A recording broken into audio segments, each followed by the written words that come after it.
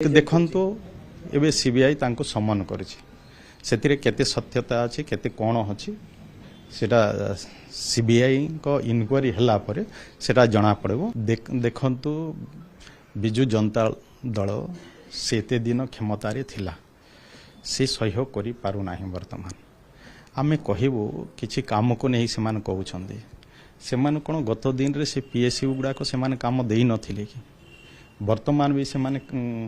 ଗତ ଦିନର କାମ ମାନେ ସେମାନେ କରୁଛନ୍ତି ପିଏସ୍ୟୁ ମାନଙ୍କୁ ସେମାନେ କାମ ଦେଇଥିଲେ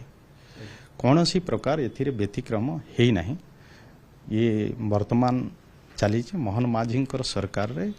କୌଣସି ପ୍ରକାର ଦୁର୍ନୀତିକୁ ପ୍ରଶୟ ଦିଆହେବ ନାହିଁ ଯଦି କେହି ବି ଯଦି ଦୁର୍ନୀତି କରନ୍ତି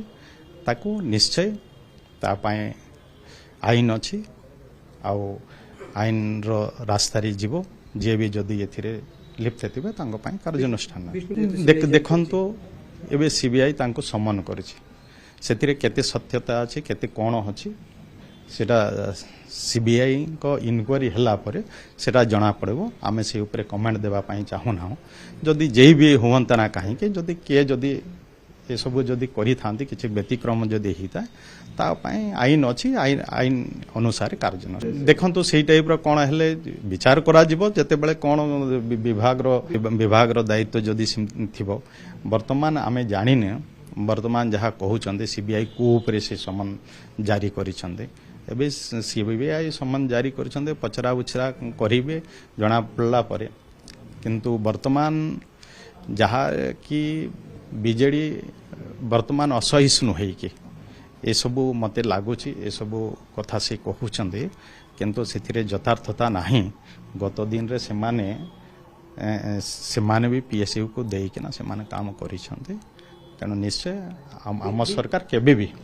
ଆମ ସରକାର କେବେ ବି ଦୁର୍ନୀତିକୁ ପ୍ରଶୟ ଦେବ ଦେଖନ୍ତୁ ଆମେ ନିଶ୍ଚୟ ଏବେ ସିବିଆଇ ତାଙ୍କୁ ସମନ ଜାରି କରିଛି ଆସୁ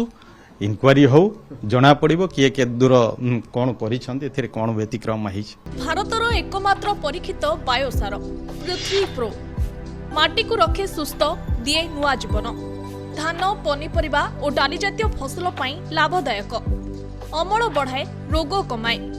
আজ হি জমিরে প্রয়োগ করন্তু যোগাযোগ পাই 9937054201 नंबर को डायल करন্তু आम सह जोड़ी हेबा पाई आमकु लाइक फॉलो और सब्सक्राइब करंतु अधिक अपडेट पाई विजिट करंतु आम वेबसाइट thequiver.in